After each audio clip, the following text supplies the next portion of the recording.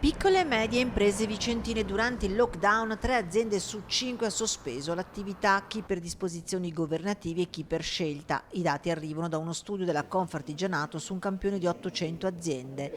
Nel settore servizi 2 su 3 si è fermata, mentre nei settori manifatturiero e delle costruzioni si sono fermate metà delle attività, dimezzati i fatturati, soprattutto per le imprese dei servizi alla persona e del settore della manifattura. Il calo del fatturato è stato un calo del fatturato importante che deriva non solo dal fatto che le aziende hanno dovuto chiudere, perché anche quelle che sono state aperte, io ho continuato a dire anche durante il lockdown che un conto è essere aperti e un conto è lavorare, perché sono due cose assolutamente diverse.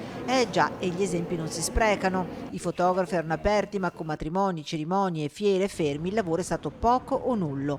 E così come i meccanici, anche loro aperti, ma macchine da riparare, gran poche. L'altro tema è quello del grande mercato dell'export, che in questi territori va oltre il 50% del nostro fatturato, che vede delle committenze che derivano da rapporti commerciali con il resto del mondo. Resto del mondo che in tema di pandemia da Covid-19 è andato e va a diverse velocità anche rispetto al nostro paese.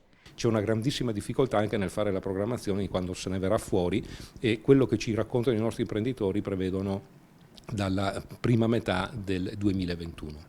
Se il lockdown ha colpito duramente i settori benessere, artigianato artistico, moda e comunicazione, allo stesso tempo ha aperto diverse opportunità con l'incremento delle vendite online e dell'utilizzo di tecnologie digitali. Guardando al futuro c'è un cauto ottimismo, metà delle imprese prevede un recupero parziale, il restante un recupero totale, anche se graduale.